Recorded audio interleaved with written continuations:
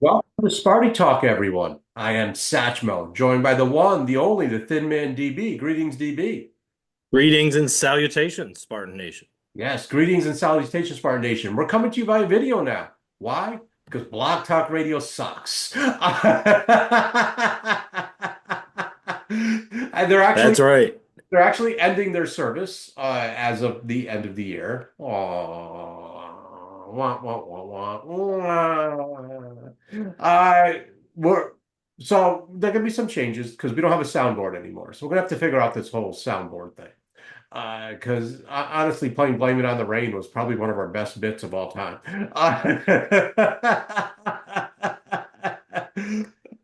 Yes, That it was. Yeah, that it was a little animal house. Germans invade Pearl Harbor. That was a great bit. And so we got to figure out what we're going to do with the bit, but we'll figure it out. Yep. We'll figure it out. We'll get it going. And so we'll do that. But in the meantime, you can follow us on Twitter at Sparty Talk. We'll figure out how to get all our old podcasts exported somehow.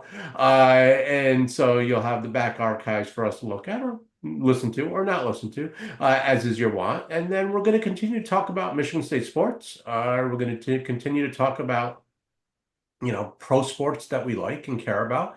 And we're going to continue to talk about other things that we care about, even if you don't, because we're doing the show for us.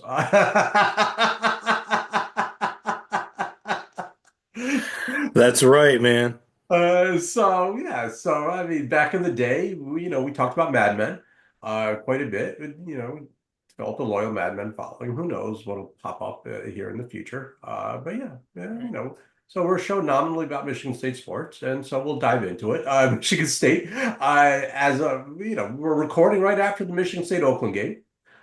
Played at Pizza Pizza, and Pizza, pizza. Pizza. It's actually one of the few basketball arenas in the country that I will go to and not order the pizza.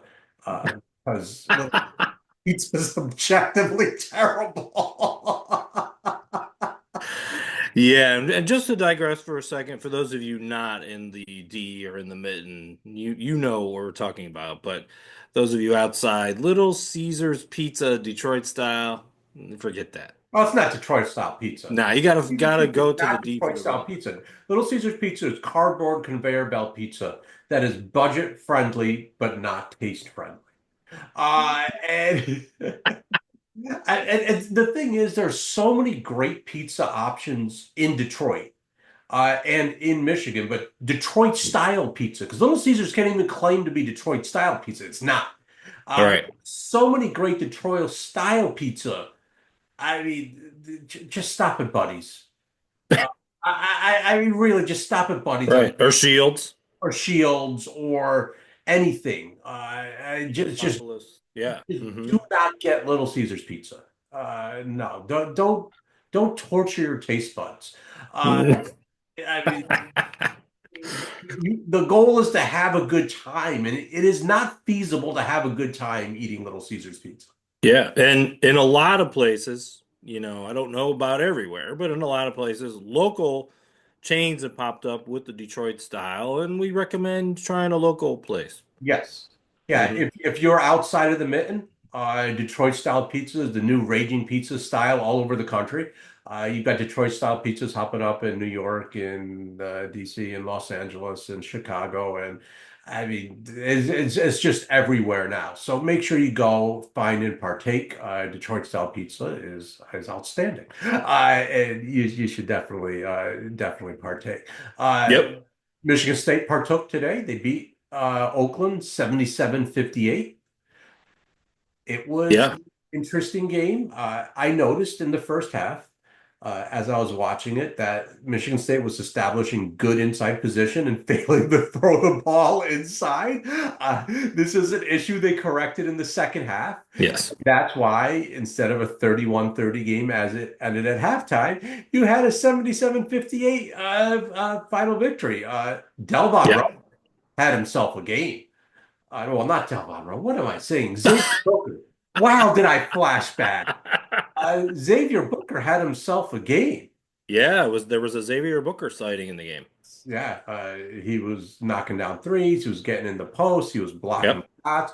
Jackson Kohler remains a beast inside. Simone Zapala, blocking shots, Yeah. grabbing rebounds. Yep. I, I know, as weird as it sounds, but man, you got to keep pounding that ball inside and keep pounding the glass and blocking shots. You got to let the big boys eat. This is now Michigan State's identity, I believe, on offense Yeah. and their identity on defense. That's right, Satchmo. Yeah, I mean, and from seeing some of the other teams that have the height, stuff like Duke, for example, those teams with trees are going to be challenging for the Spartans. They are going to be challenging. Like, so this is weird, right? So for the past 4 or 5 years, height and rebounding has been a challenge for Michigan State. And this year, height and rebounding is the strength of the team. Well, at least rebounding is. There are other teams that are going to be bigger and stronger than Michigan State, but not that much bigger and stronger Right. than Michigan State. I mean, these guys are battling down low. I mean, Carson Cooper did not have the best of games, but he has his moments. And then Michigan State can go small when they need to, and they can do that too. And so to me, this was a fun game. I mean, Aikens had a good first half, and he kept the Michigan State offense flowing. And then second half, it was all right. Let's get the ball to the rim. Let's attack. And then all of a sudden, the spacing opened up. Ball goes inside, then outside. It's amazing how that happens, and you get open looks from three. And they were able to wall up on defense and block some shots. And they cleaned up the rebounding, and they started keeping Oakland off the offensive glass. And this is starting to feel like a Michigan State team that can win a bunch of different ways. They can win going big, they can win going small, they can win in track meets, they can win in the half court. It's been a while since we've seen a Michigan State team with this kind of potential. I don't feel like they've hit their top gear yet. No, I agree completely. And, even when you look at the stat line tonight, only 6-17 on threes. It seems like the recent Spartan men's teams were kind of living behind the 3-point line a little bit. Granted, they could shoot them. And so, sure, there's some games where they are shooting more threes, but I like the mix now. And you got to have that in order to succeed, not only in tough conference, but then also when you get down to tournament time. Yeah, and Fiddler had a three that went in and out. It would be nice to get him going. It's weird. I think Fiddler's one of those guys that he's struggling now. He's struggled with a jump from a lower level to a higher level. Uh, but you see the flashes there.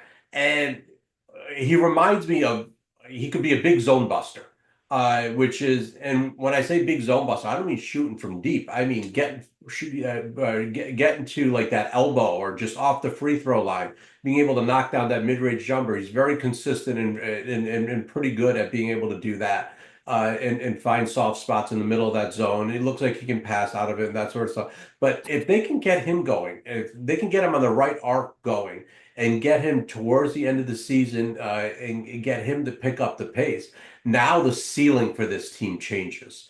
This goes from, Sweet 16 ceiling to now Elite Eight Final Four ceiling because now there's a different dynamic in play. So I think part of what Michigan State wants to do is by the end of the year, they don't need to do it now, but by the end of the season, they do want to get him going because he brings in between the ability to stretch the floor with three-point shooting and that mid-range jump shot and the ability to put the ball on the floor and dribble with the second unit. There's a sort of different sort of dynamic play can get in. If they can just untap that a little bit, it changes the ceiling on this team.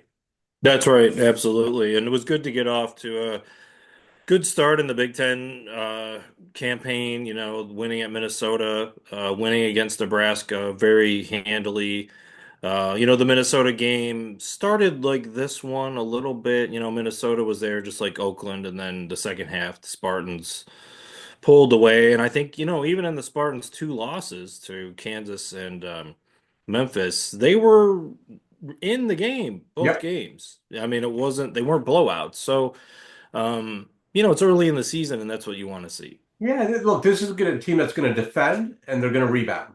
And if Hmm. you can defend and rebound, you can win a lot of games. That's right. And they've got the tools on offense. And Jackson Kohler's just turned into a revelation. I mean, he works, and he gets it done. And then you get Xavier Booker if he'll flash out on the post instead of hanging out by the 3-point line. There aren't that many second unit centers or second unit bigs that can handle Xavier Booker, right? And if he's going against the second unit bigs, all right, then we got something going. And then Zapla, he finishes around the rim, which is big because now you don't worry about it. You know, if he's catching a pass down there, what's going to happen? He's going to finish. He might get fouled. He's shooting free throws at a 59% rate. Made one today, missed one. But yeah, this is a team, and I just love the flexibility. They can play a lot of different ways. And that ability to play a lot of different ways, I think it means that they're a little more matchup proof than the other Michigan State teams we've seen in the last couple of years. I mean, the last couple of years, Michigan State teams have been like, all right, we can play a real perimeter-oriented game and we will succeed. But the moment they went up against like legitimate size, they're like, all right, no, this game is over. Not this Right. Michigan State team. This Michigan State team can play multiple speeds, multiple styles. I'm excited. No, absolutely. And you look at the rebounding, like you said, offensive and defensive, and the point off turnovers too, going in their favor.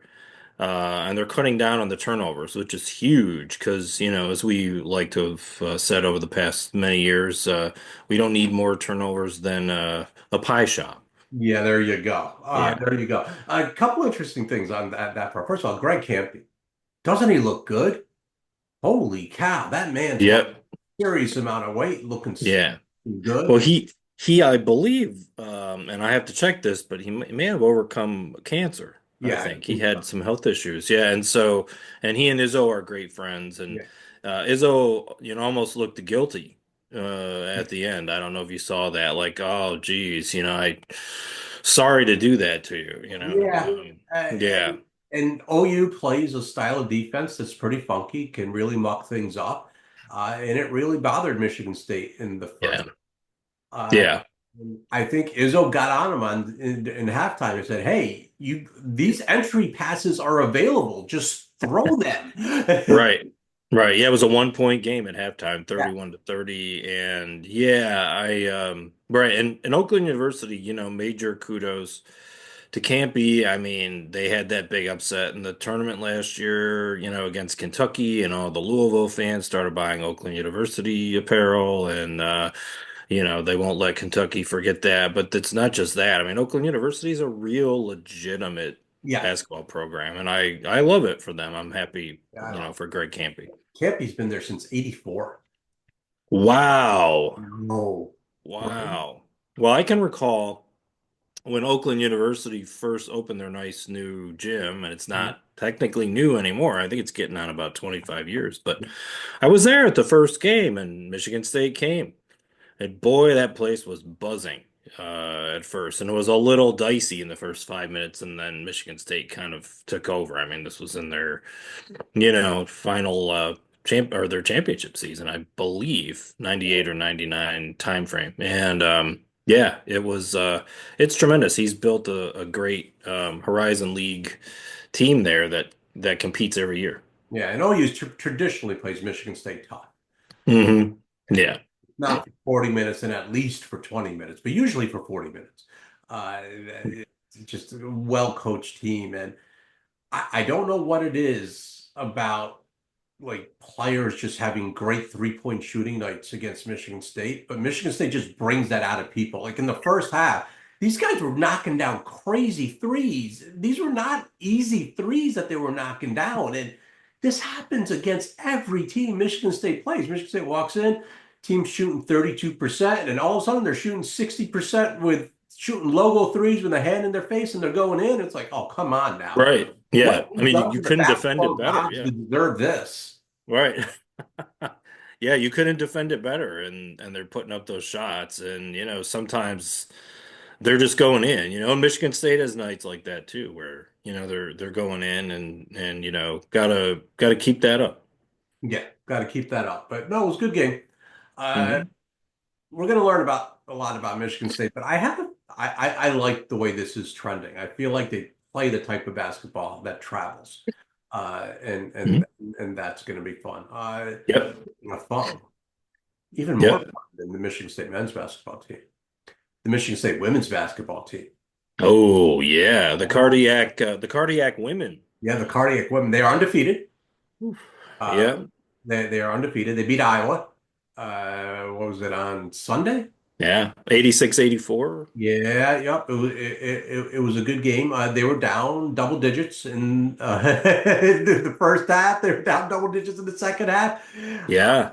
and then they came back, uh, Hmm. and that was fun. That was a lot of fun to watch. Nyla Hampton, yeah, I think that's her name. Like scored like 10, 12 straight points. And she was phenomenal.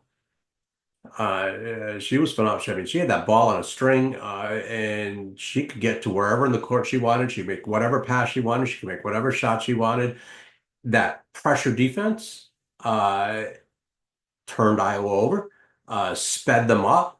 This reminds me, and I'm going to show my age a little bit here, but you guys can deal with it. This reminds me of 40 Minutes of Hell from Nolan Richardson. The Arkansas Razorbacks. Whoa, pig suey, baby. And they got out, and those teams got out. They extended their defense. They pressed you. They extended their half court defense. They turned you over. They sped you up. They made you uncomfortable on offense. They made you uncomfortable on defense, uh, and it was a grind to play them, and everyone hated playing them. And it didn't matter how much you prepared for them; it was just hell. And this looks like what playing Michigan State is right now. This looks like those Nolan Richardson teams back in the day. And let me tell you what, those teams were fun to watch now. And this team is fun to watch. I mean, those teams are fun to watch then. This team is fun to watch now. I cannot wait to watch more Michigan State basketball. Yeah, you're right. I mean, Coach Freilich had the roots of this going last year, even though the Spartans were, I don't think as good as they are this year and undefeated right now. They've had a few of these games. They had the Cal game. Several of them were like that. The Cal game and the Acrisure tournament or whatever Yeah. that is down in, was it out in California, I Yep. believe? Yeah. And so. Yeah, this is a fun team to watch. It's a roller coaster sometimes, and they're Uh, not going to win all those games like that, well, but but it's I do think it's sort of the nature of this team, right? Which is hmm. the pressure isn't going to get to you in the first quarter. The pressure isn't going to get to you in the second quarter. The pressure might not even get, and they're pressing the entire game. So it's not like they Yeah, just all of a sudden start pressing. No, no, no. They're pressing from the first minute till the very end of the game. But that yeah, press is going to wear you down, and that fourth quarter comes around, and all of a sudden, all those shots that were falling in the first three quarters, they're falling short. The legs are falling short. They can't stay in yep, front of you on defense. And here comes Michigan State, and they win the game. And so it's to a certain degree what this is designed to do is yeah. designed to wear teams down and wear them out and go for it. Oh man, it's a fun brand of basketball. Yeah, it's going to be a fun season, and wait till Michigan State's playing USC and UCLA with this, and unfortunately Yeah. not in the Breslin Center this year for either the men or the women against those teams. Oregon and Maryland. Maryland's improved. Oh yeah, so yep, yeah, it's gonna be yeah, and again Maryland not at the Breslin Center this year. It's just sometimes I shake my head at the schedule, but it is what it is, I guess. It's with the big 22 or whatever we are now, the big 18, the big 2 dozen or whatever you want to. Who doesn't know? It's yeah, no, no, no. Yeah. Yeah, I mean, what are you gonna do? It's what is it? The Biggie 16, the Biggie 18? Sponsored by Wendy's. Yes. Yeah. Yes. The Biggie 18. Uh, Yeah. so yeah, uh, I don't know. The schedules are ridiculous. I mean, Yeah. the regular season doesn't mean a thing now because the schedules are so unbalanced. Yeah. Even if I mean, they're unbalanced with who you play and where you play them, and it's just like, all right, this is now an exercise to get into the conference tournament, and is now an exercise to get at the NCAA tournament. Because how can the regular season mean anything? Right.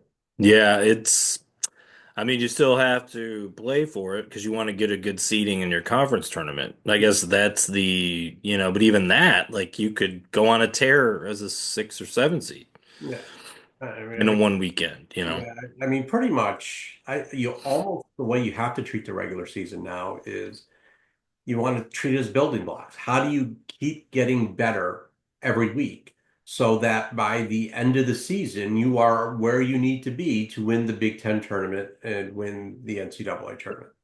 Yes. Yeah. And this is our first time through this with basketball. We saw it with football where you don't play everybody. And so I guess we're going to see how this goes and reevaluate at the end what this looked like. Yeah, no, I agree. Yeah. I mean, we'll see, but uh, this is a fun basketball team. Yes. They get good post play. They get good guard play that's very balanced. And defensively, they just get after it. Yep. I can't wait. Can't Yep. wait to There's see. no quit in this team. No. It's grit. Like the Lions marketing logo, it's Yeah. grit. It's the same kind of thing. There's no this team is resilient and don't think they're out of the game. They're never going to be out of the game. Never going to be out of the game. Yep. So it's fun to watch. So good for Hmm. Coach Freilich, good for the Michigan State Spartans. They're going to keep an eye on that as we move forward. And honestly, we're probably going to end up spending more time talking about Michigan State women's basketball and Michigan State hockey than we are about Michigan State men's basketball. Because at a certain point, the men's basketball season is what it is. I mean, there'll be big games, there'll be regular games, but All right. they're going to finish in the top 4 or 5 of the Big Ten. They're going to get into the NCAA tournament. Uh, if we're talking a lot about Tom Izzo and this team, it's a bad sign. Because that means they are struggling. Yeah. But we're going to spend, I think, more time talking about Michigan State women and more time talking about the Michigan State hockey team, which took 5 out of 6 points this weekend. Yes. You had the 3-3 overtime with shootout win in a tough building. That's a tough place to play. And then you go and win the next one, five to Yeah, three, in, and in, in Minnesota. You know, in Minnesota, and you move back up into number one. And similar to the MSU women, MSU hockey team, not out of a game, and the scoring bursts, like 3 goals here, 3 goals there. rapid Uh, fire. Yeah, rapid fire. They just create chances. They get pucks to the net. They do all the stuff. Their defense is better. Their goaltending is really good with Augustine. So it's like, okay, you have it's a building block thing. How do we sort of maintain that, you know, that level here? It's weird to see after many seasons of sort of down Spartan hockey where we beat Michigan once in a while and that's it. Now we're legit. And We're people number are, one are in the coming for us. country. They're number one in the country. Yeah. But it's still a weird feeling. It is. I mean, we've gone from wondering whether Michigan State could after win after January 1st to being number one in the country. That was just a couple of years ago. That That was trend just a couple continued of in years Adam ago. Nightingale's first season, I think, which Yeah. was horrifying, but it's not going to be the case anymore. No, Nope. this is a legit hockey team, and their ability to sustain pressure at 5-on-5 is remarkable. Detroit Red Wings, you might want to take a look. This is how hockey's meant to be played. You don't just concede 5-on-5 play. You go out and try and score goals. Uh, Right. and you pressure the other team.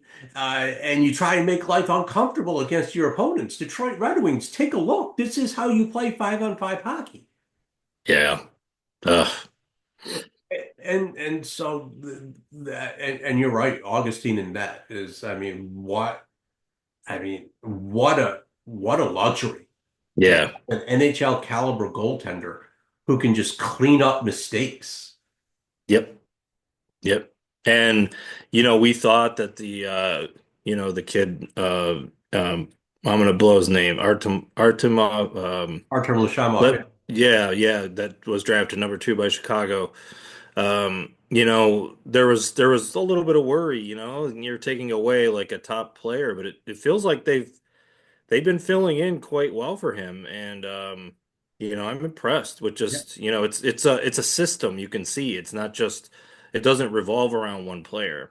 No. Yeah. And players have to be in the right positions. They got to be skating hard. They've got to be grinding. They got to win their faceoffs. They got to make their passes. But the cool thing about this is I like the fact that these players know where their teammates are and they know where their teammates are going. Yep. And they make plays based on where their teammates are and where they're going. Yep. That's right. Yeah, they got the Gretzky thing down, Yeah. go to where the puck is going to be, not the other way. Exactly. And yeah, I mean, it's going to be an exciting season, going to be tough. The conference, they've already started off well, and coming up for them will be they're on a little break right now for the holidays, and then they're going to be at the, I guess, revamped GLI, which happens with Northern Michigan and the host Michigan Tech, and I believe it's Ferris this time. Oh, And it's at Van Andel Arena now in Grand Rapids. They don't try to sell out the pizza box for yeah. that. And our neighbors from Ann Arbor have decided they too good for that Well, tournament. they just didn't want to lose. Yeah. And I kid, but I actually think that's played a large enough role in it, which is that Michigan wasn't winning this tournament. I mean, Michigan and Michigan State, neither one were winning this tournament. And Michigan's like, why am I going to play in this if I'm just going to Yeah. lose? Yeah. Right. Yeah. That's Western Michigan. I'm sorry. Our producer was just in my ear. Uh, Western Michigan is the other team in there. But you're right. Michigan Tech had a resurgence for a Mhm. while there, and they were winning, and Western Michigan was winning it. And yeah, the Spartans, they weren't even close, and Michigan wasn't winning that either. So, right. And somewhere, maybe even before the pandemic, they might have gotten out of it. I don't remember, but the things started to change after Joe Louis Arena closed because that's where all the college hockey was for years and years and years. And they still do the Michigan game in the middle of the season every year, which fills the building, and that's great. But having been to the GLI on the early end when I was younger and it was so packed, and then later on in the 2010s, it was kind of hanging on there. Like even when the Spartans and Wolverines would play, it wasn't filling the building at the holidays. It just it didn't have the same atmosphere. So the ultimate problem is Michigan State wasn't good.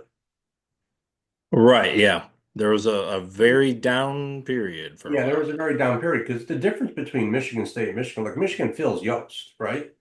But they don't fill the jug. Michigan State fills the jug. Uh, and I'm not entirely sure why, but I'm going to guess that, there are just far fewer Walmart fans of the hockey team. And of the Right, they're a more loyal group. I mean, even if you'd go in a downtime, it's probably like in the Joe, 70% of Yost is at the Joe. It's their following though. Yeah, exactly. Whereas Michigan State hockey has a much broader and deeper and stronger following, both, I mean, across the state. And so when you talk about depth of support for the hockey team, I think the folks in Ann Arbor have good monetary support. I think they get great student support. But I don't think they have the depth of support that Michigan State hockey does, and which makes it markedly different than football and basketball. Is that I think Michigan State hockey has a much deeper well of support, both from students and from people who didn't go to Michigan State and just Yeah. fans of the hockey team. I think you've got both there. Well, this could be for another podcast, but I caught something once about how most of the fans in the state of Michigan, when they do polls and things, are now more pro Michigan State. Michigan has more of their fans outside of the state, if that makes sense. Yeah, it wouldn't surprise me because you probably have more and more students going to Michigan State, and a larger in state thing. Then you've seen Michigan State be successful, just to a degree that you haven't seen before in both basketball and football and hockey and that sort of stuff. And so Yeah. you can identify with there. And then Michigan State is on par, if not better, with the University of Michigan and many academic programs. And so when you combine all of that, it makes sense that Michigan State's support within the state of Michigan has grown dramatically. And Yeah. in Michigan, the University of Michigan maintains a strong brand, outside of the state. But if ESPN would just stop hiring Michigan former Michigan athletes and start hiring Michigan State athletes, Right. that's change. Right. Well, and also too, speaking of Spartan hockey, so as kind of down as those years with Tom Anastas and Dan Cole were, and I was thinking about both of them the other day, and it's a shame that it didn't work out because you don't like your own, people to Yeah. fail. And it's a hard job, and the sport has really changed. I mean, it was changing back in 2010 when Tom Anastas took over. The one thing Tom Anastas did, though, at the very least, was he did start to lay the foundation of the sort of interest again in hockey. Mhm. Tom Anastas is a marketing guy, Yeah. and he always did an excellent job with the CCHA when he was commissioner. And he did a really good job of starting to get the support with the students back because when you and I were there, and for a long time, I mean, Michigan State hockey at Mount Arena was a uh, extremely difficult ticket Yeah. to get. You couldn't just get in there for a game, Yeah. Well, when you and I were in school, they split the season ticket packages. right? They had to. Yeah, they had to. Yeah. So there were two season ticket packages, and both were sold out, and you need to get Yep. into a lottery to get either one. Yep. That's And, right.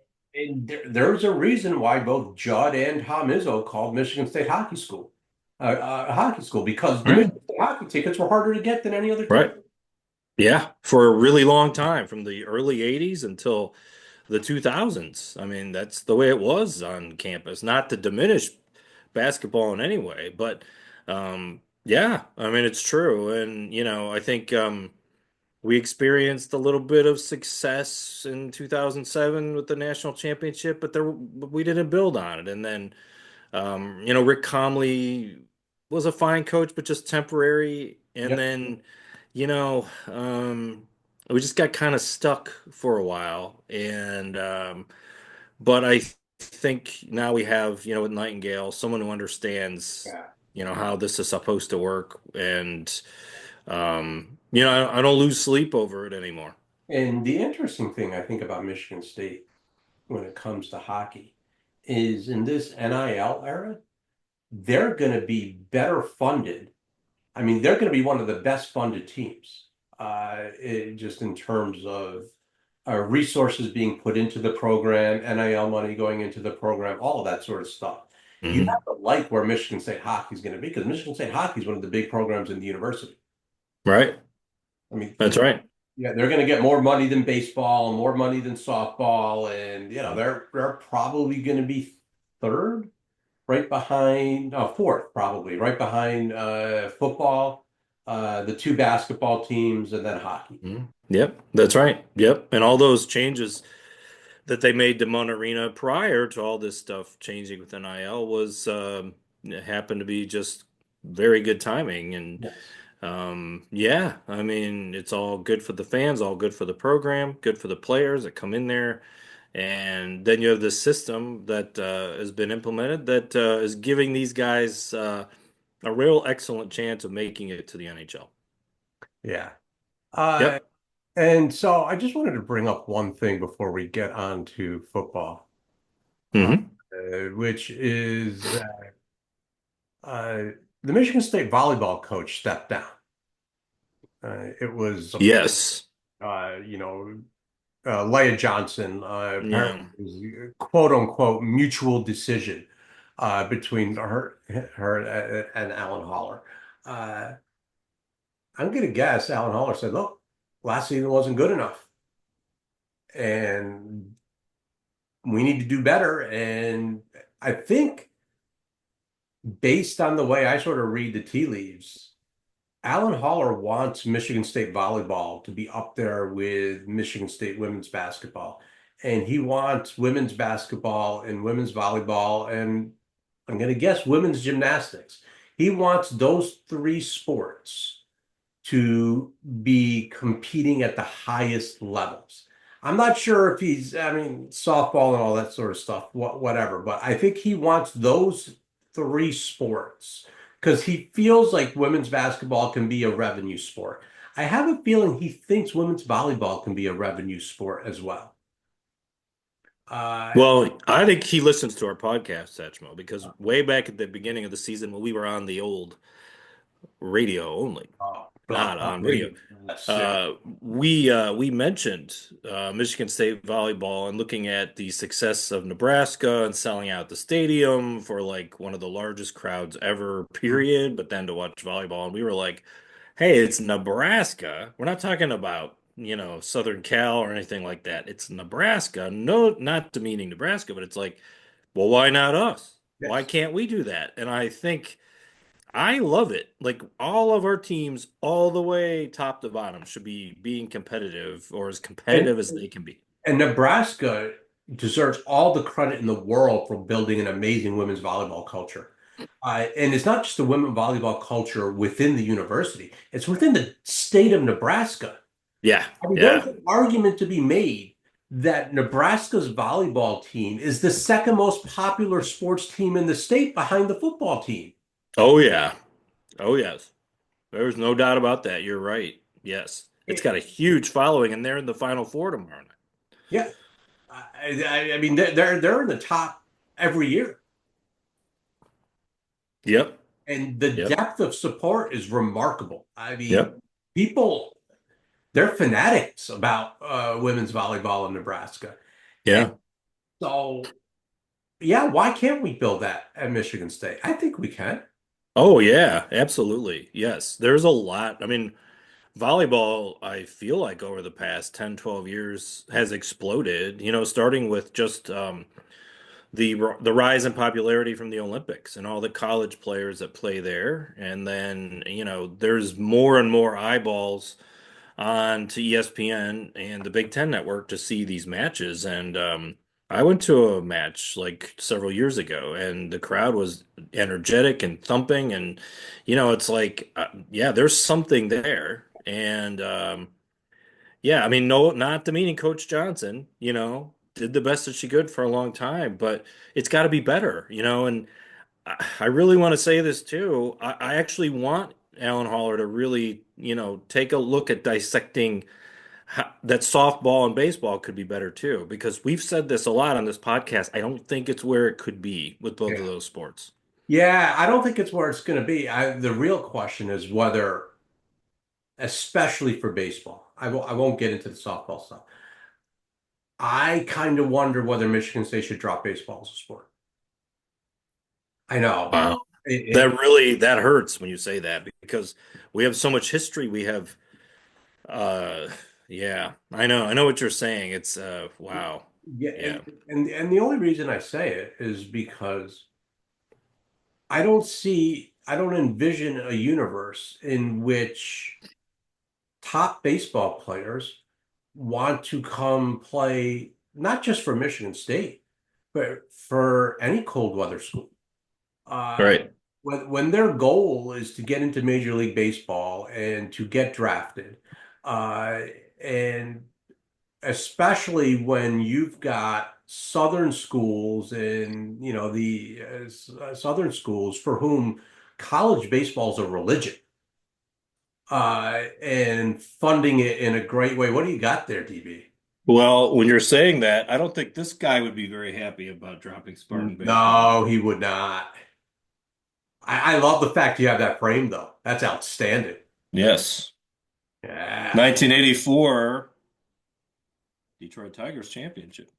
I love the fact that the Ford UAW deal did not get front page treatment, which is hilarious when objectively you could say that was the bigger story. Yes. Uh, that cracks me up. I was reaching for that when you were talking about it, just Yeah, because I'm like, you think about him and Steve Garvey but that's from a long time ago, all time ago. Yeah, and so now to be fair, the Spartans have produced a fair number of pitchers that have gotten into the minor league systems of several major league teams. But that being said, it has to be better. That would be an extremely, I wouldn't want to be Alan Haller in that situation if things come to that. Yeah, I wouldn't want to be Alan Hall in that situation, but I'm going to guess that the Clemson baseball team and the Alabama baseball team and the Georgia baseball team and uh, you name it, any SEC baseball team is going to be better funded and just have more available resources to it. Over most of the Big Ten teams. Yeah, I over mean, Big Ten. it's the Big Ten for whatever reason, I mean, you can play baseball all year long in the Southeast or Southwest and the Sun Belt, and you can't necessarily do that. And the Big Ten's always had that disadvantage with Yeah. baseball. Yeah. And I'll tell you who else won't want the Big Ten to drop baseball or won't want Michigan State to drop baseball is the USCs and the UCLAs of the world who are used to fielding, decent baseball teams, and the Washingtons and that sort of stuff. But are we going to fund baseball at the level that USC or UCLA does? And I wouldn't expect that. and if we're not, what are we doing? Yeah.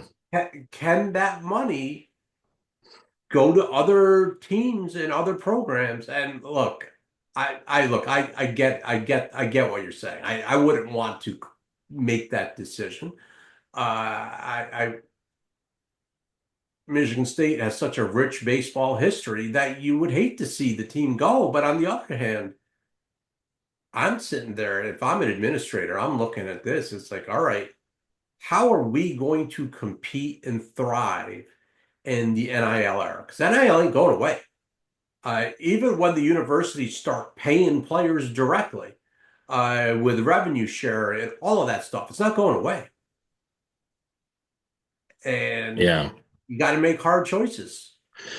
Well, Drayton McLean Stadium, the Spartan, great, the former owner of the Astros, I believe, who the stadium is named after. I mean, that's a nice facility. Yeah, I think I'd like to see them try to figure something out before Yeah, same we here. start going nuclear on something. Yeah, because it would be a shame. But you raise very valid points, and yeah, in the era that we're in right now, it's hard decisions are going to have to be made. Yeah, Yeah. yeah, yeah. I bring no joy in raising this topic of discussion. Uh, How the Grinch Stole Satchmo yeah, how the Grinch on stole. the opening video podcast. Yeah, well, it's better.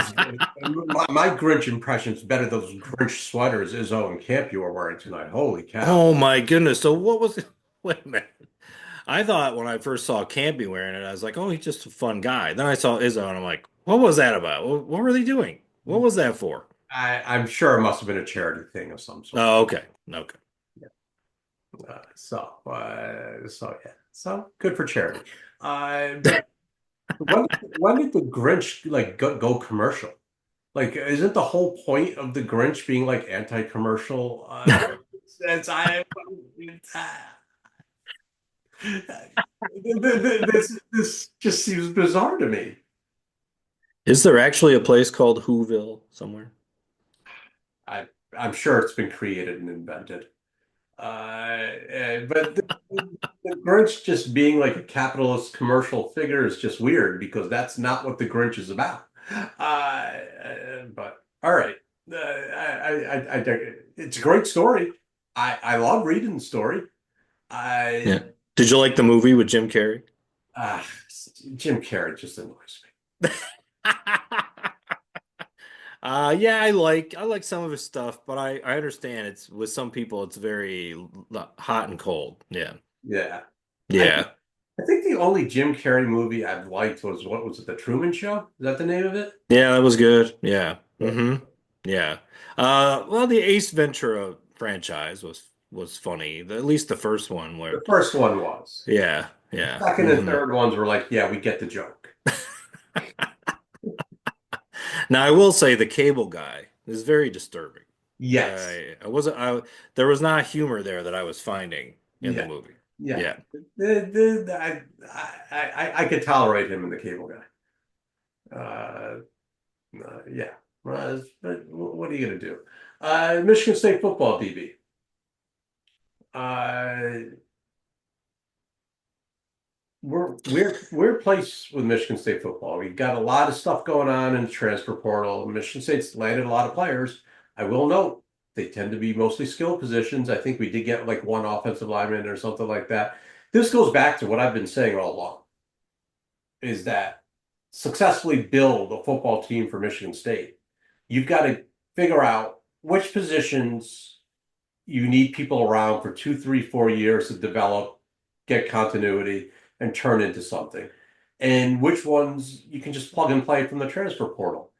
And I contend that running backs and wide receivers are a dime a dozen. Go into the transfer portal, get whoever you want, Yep. and focus whatever NIL money, whatever high school recruiting, focus all your resources over index on offensive linemen and defensive linemen. Yes. Yes, it's been an Achilles heel for this team for a number of years now, going back into the D'Antonio era. Yeah, the end of the D'Antonio era was marked Yeah. by misses on the offensive line. Hmm. D'Antonio era at its greatest, great offensive line. D'Antonio era at its weakest, weak offensive line. Yep.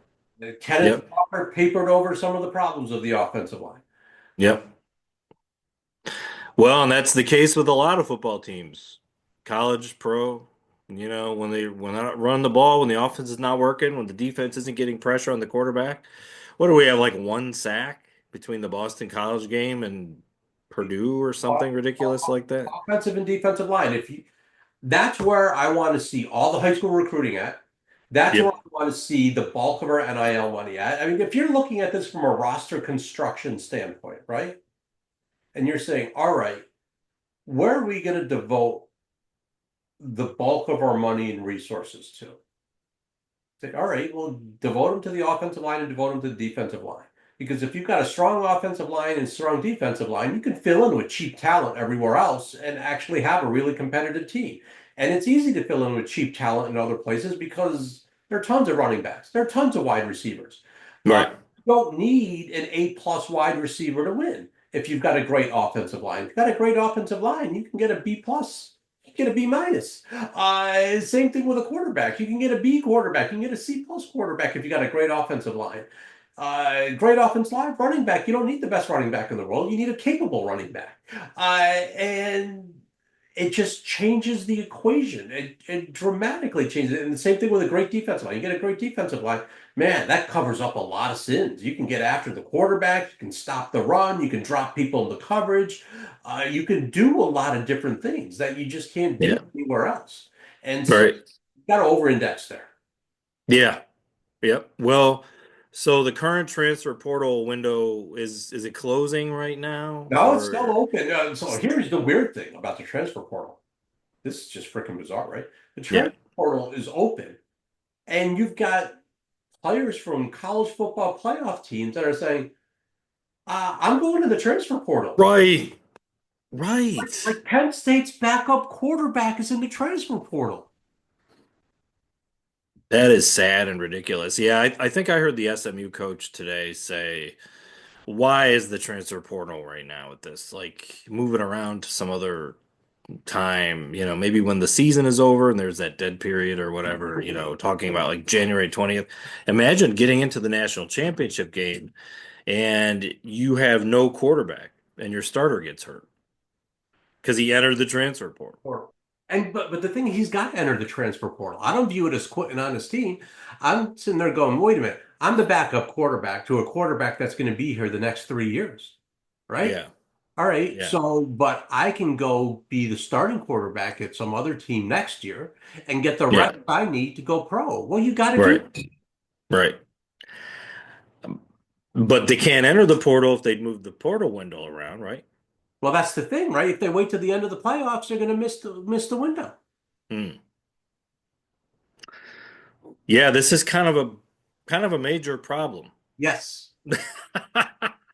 Yes. To put it mildly, on the one hand, I want Michigan State to be doing well. On the other hand, I'm glad Michigan State doesn't have to face what some of these teams are facing, which is, guys just bolting while you're in the playoffs. Yes. It Exactly. just speaks to the sort of like college football is just I don't know. They try to have this expanded thing and it seems kind of exciting and I don't know. Then it's just this, Yeah. I And then you combine it with just fans being awful. And MSU fans, I'm yeah. you in this. Yeah. All right. When Graham Couch. Got to bring up the Graham Couch I'll, thing from I'll the bring up the Brian Couch thing in a second, but yeah. I just want to get this out about the transfer portal. When a player transfers out of Michigan State, stop acting so butthurt. I mean, seriously. Uh, Yeah. it's like, oh, he sucked anyway, Yeah. or the good riddance. You're not a loyal Spartan. Stop it. The kid is trying to Yeah. make the right decision for himself and his future. Thank him for Yeah. his time, wish him well, and move on.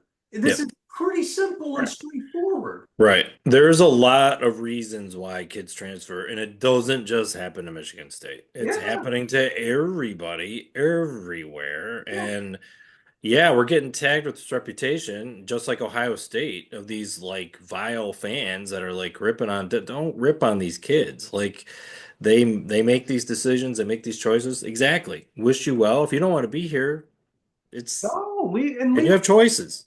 and look, a lot of these players weren't playing that much anyway. So why are you so Right. upset?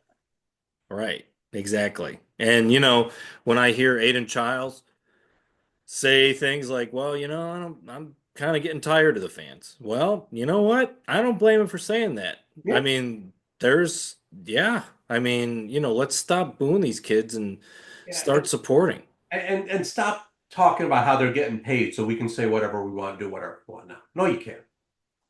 No, you can't. Show some respect. Yeah. All right. Just because they're getting paid doesn't mean you get to be disrespectful. Right.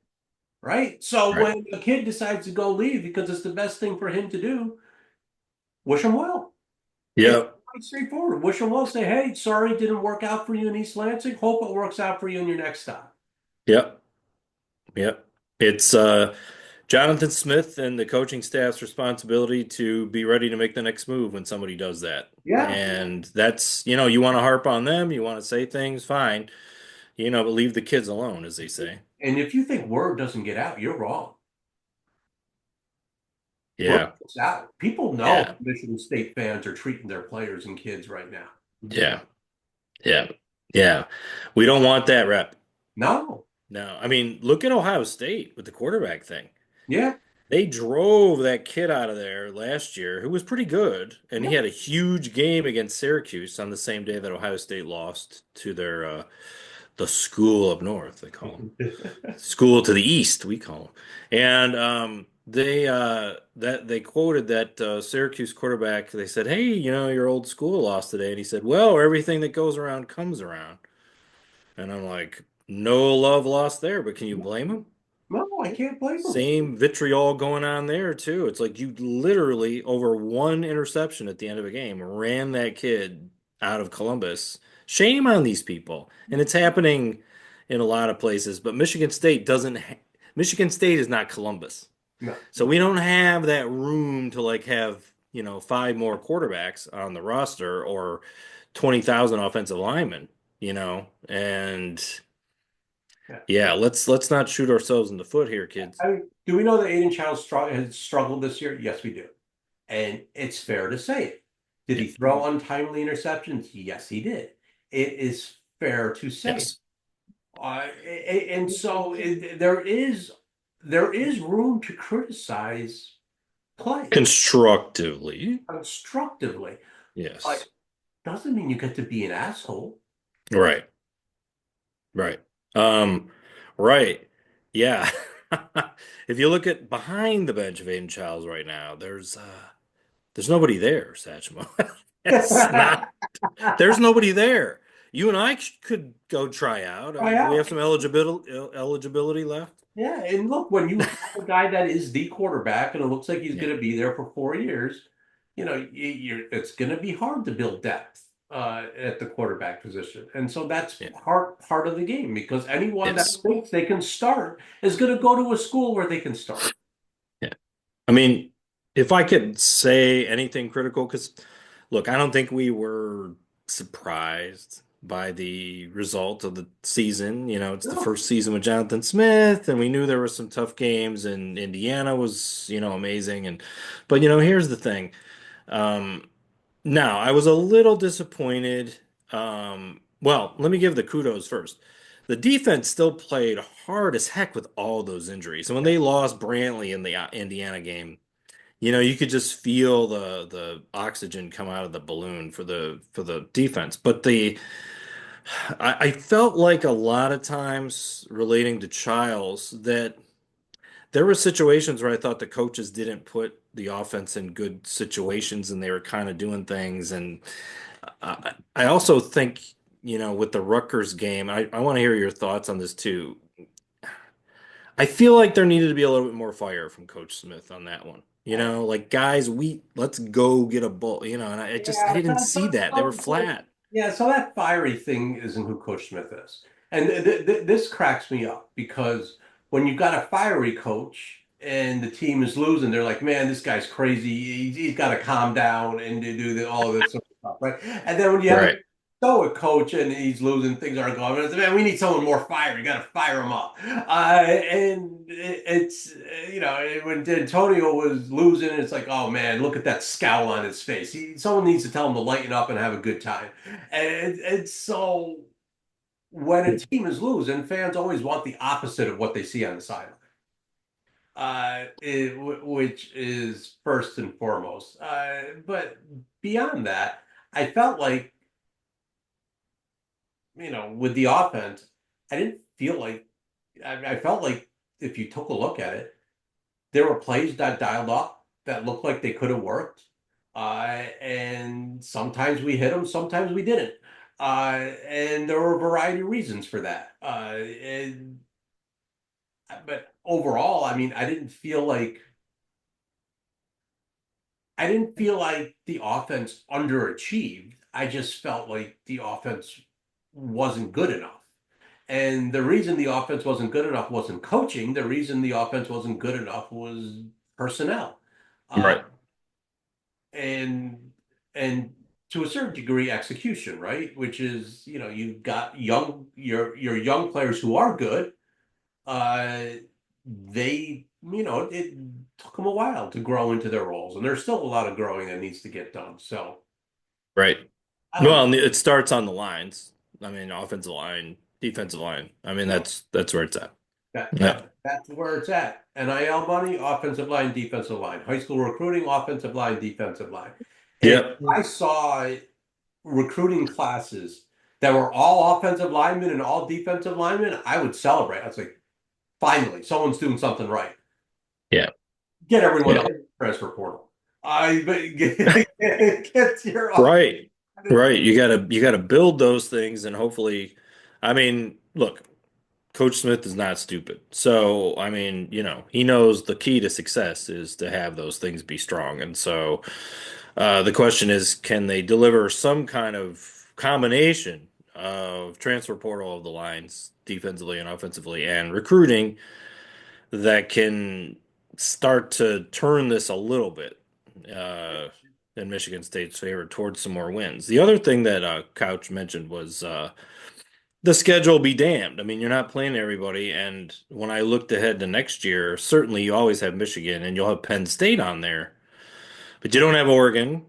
You don't have Ohio State, Yeah. so it's like, okay, so like, can we make some more waves with what we got next year? And yeah, and we could. And the other thing that we talked about, bone to pick with Michigan State fans, and you guys got on Graham Couch about this, and you guys are wrong. All of you. Dead ass wrong. Final game of the year against Rutgers. Uh, Michigan State fans did not turn out. And they needed to turn out for that game. And for a few reasons. First of all you folks that whined and complained about Michigan State's home game being played in Ford Field and losing a home game, and Penn State, getting fans to come to Detroit and the fan being 50-50, and then you don't turn up at Spartan Stadium the next year. You do not get to whine and complain about all of that sort of stuff and not turn up. I'm playing a violin right now. You're playing it very well. Uh, the amount of complaining going into that Penn State game at Ford Field was deafening roar. And no, you don't get to whine and complain about that, then not show up. Yeah. All right. If you're saying, oh, it was too cold, well, now you know why the damn game was played at Ford Field.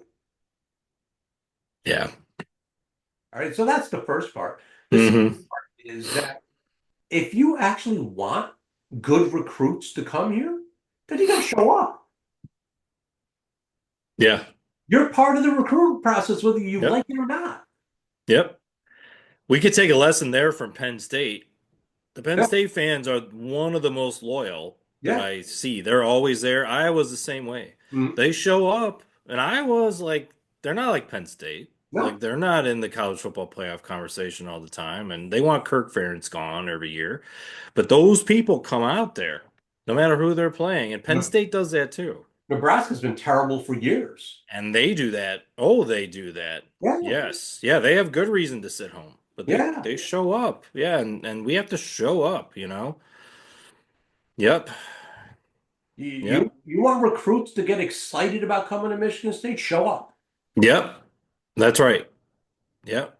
Win or lose, come to the ballpark. And but that's I well, I'm a lifelong Detroiter.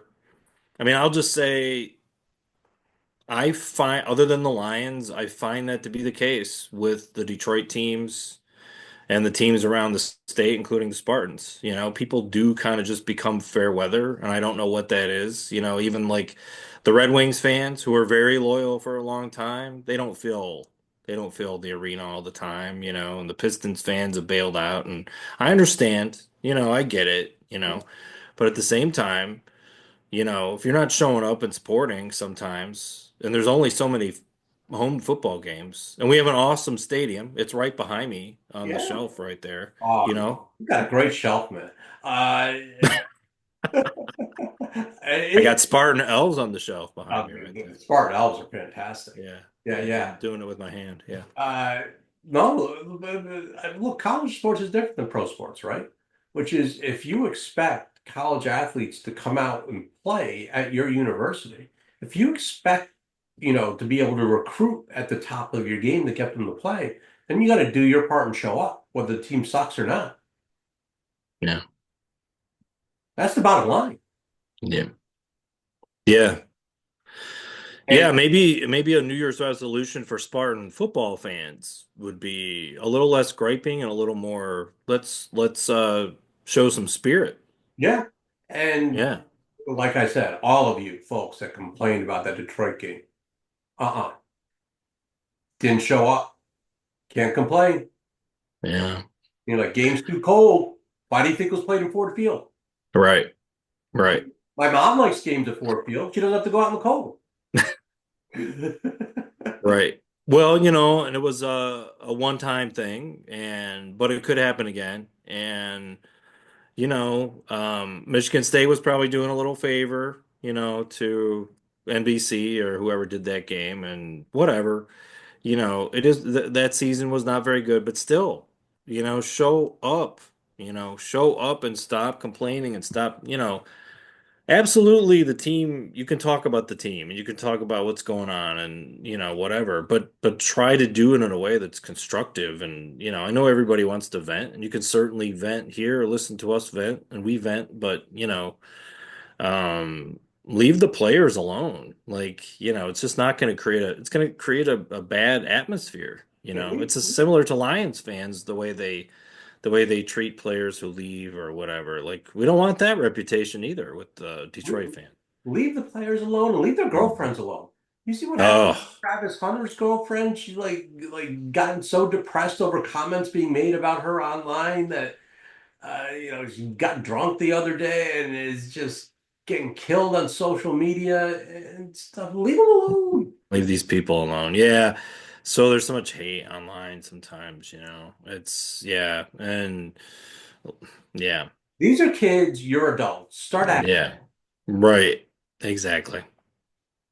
Yep. Well, we got a couple other adults to talk about. The Detroit Lions. Yeah. DB, you and I watched this game together.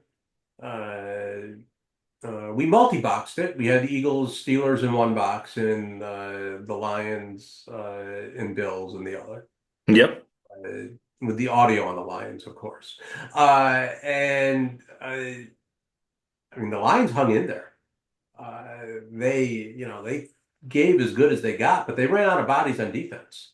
Yeah, it's a scary situation I mean, with the Lions defense. McNeil's went out with an injury. What was it? One of the starting quarter. Carlton Davis, I think, is Carlton Davis gone. went out with David an. Montgomery is now out for the season, the running Oh my back. goodness! I mean, Yeah.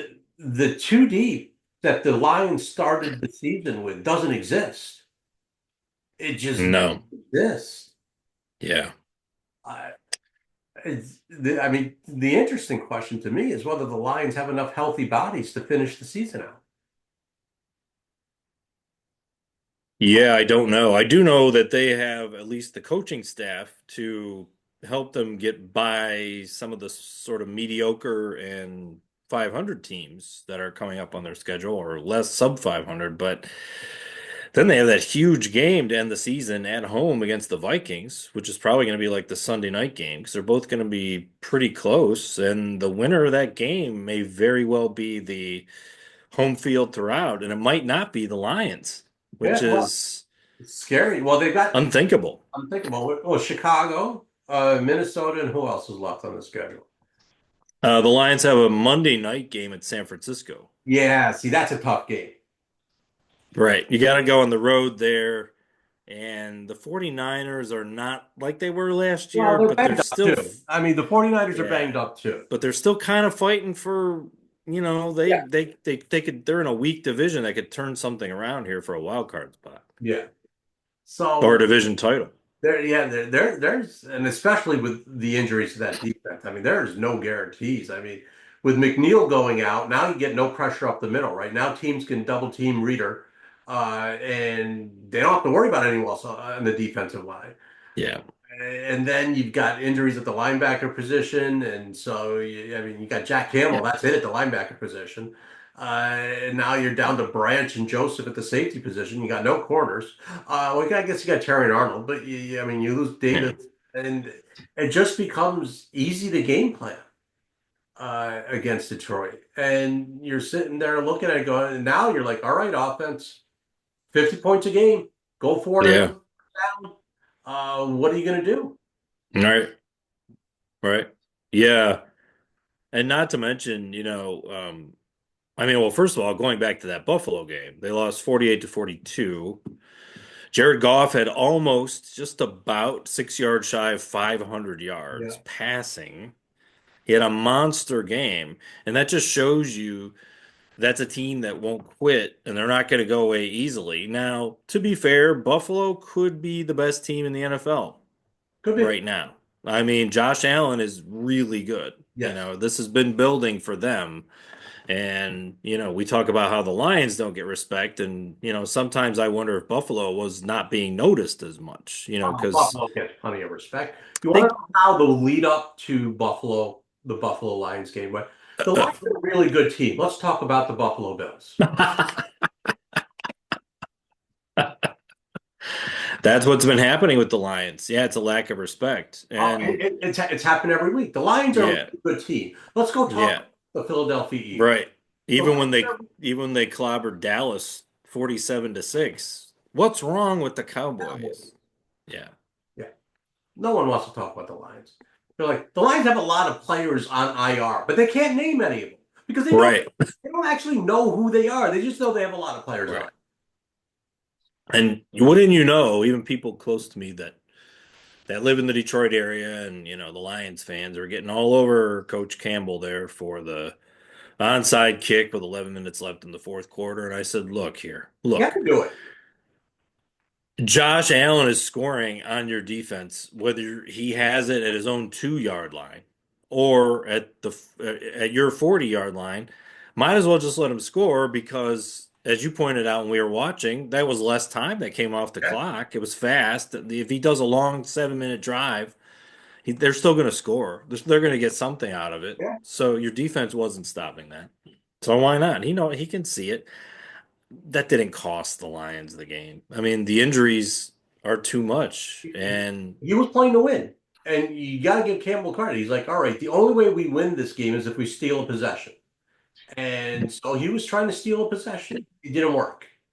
it didn't work because the defense wasn't exactly, they were getting burned all over the place with what remnants of a defense they have that hopefully can find a way with a scheme. Yeah, it's a real interesting scenario for the Lions because they've had this tremendous, historically remarkable season, yet just like in college, we've seen this with MSU, injuries can just derail you, even Yep. at the pro level. And, maybe you can beat Chicago that way with this kind of a defense, but I don't know. I mean, I don't know.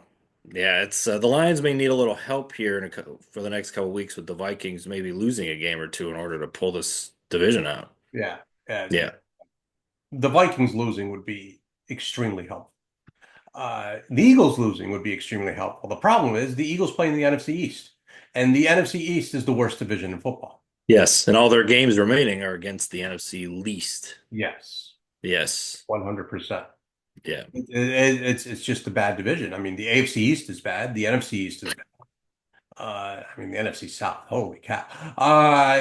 But the NFC East. I mean, the Giants. They've folded up. They're home.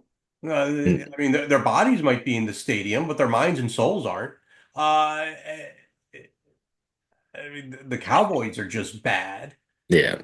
The Yeah. Commanders are decent.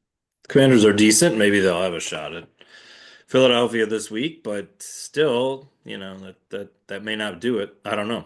Yeah, man.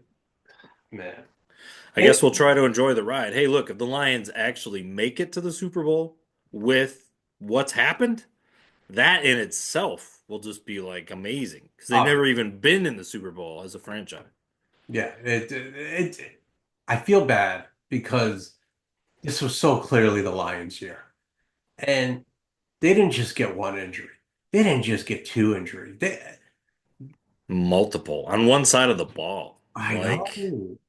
I mean, and if you take a look at players that have been on IR or missed significant time, you could create an entire defense just with those players. yeah, yeah.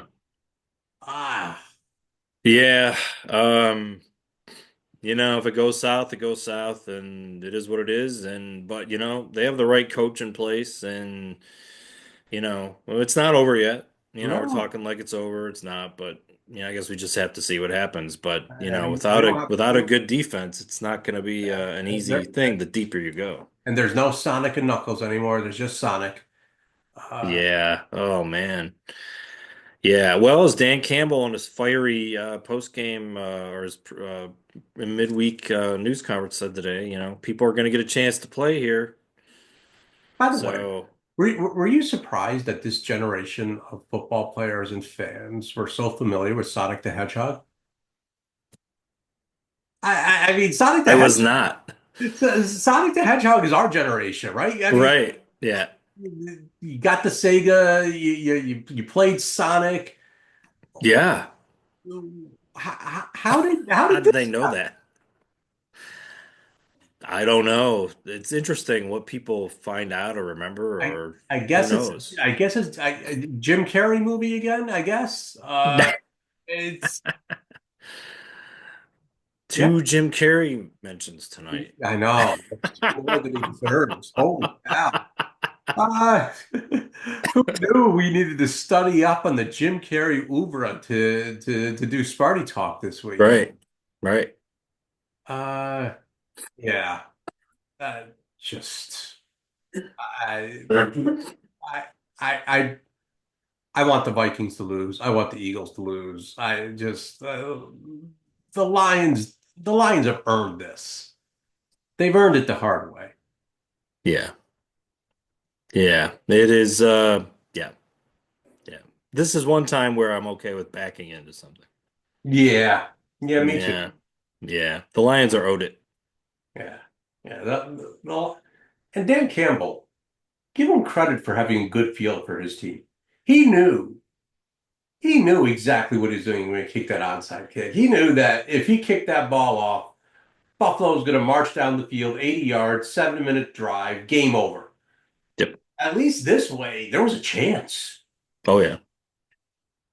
And it was a pretty good onside kick. It got that big bounce and everything. And that Buffalo player made a heck of a play on it. Yeah. Yep. Yeah. It's how it goes sometimes. Yeah.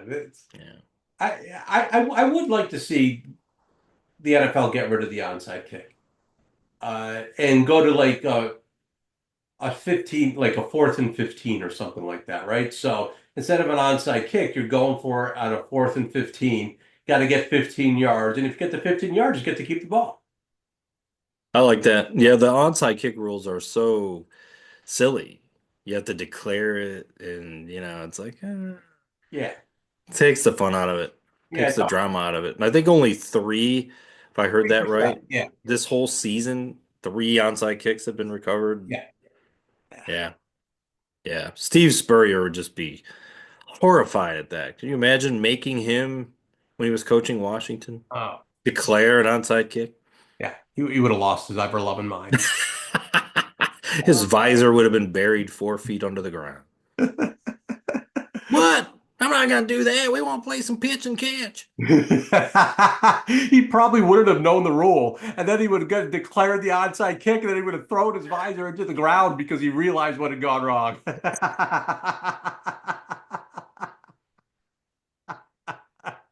Did Uh, Steve Spurrier after a game? what's that? Did you ever talk to Steve Spurrier after a game? Oh, it was so much fun.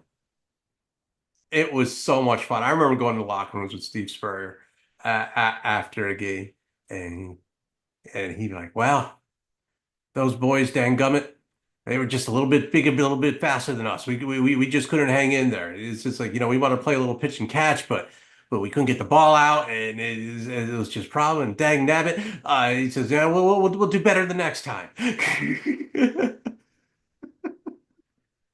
That's right. Yeah. He was the same way with Washington. Yeah, it was just like, he thought he was playing Florida A&M every week. Oh man, Mm. and the funny thing is, he's actually a really smart guy. Like, if you sat down in a one-on-one conversation, I was like, "All right, you're a lot smarter than you let on. Why play so dumb?" Yeah. I, Dad gummit.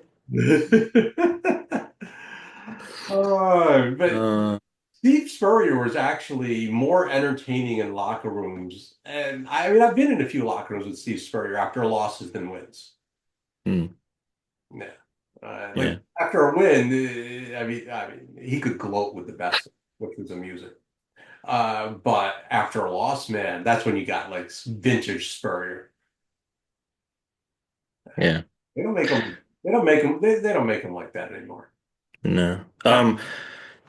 Well, this might be a good place to maybe leave it. I know we had some other subjects, but we have other shows perhaps to. Perhaps. Yeah, no, I think it's a good spot to leave it. Mhm.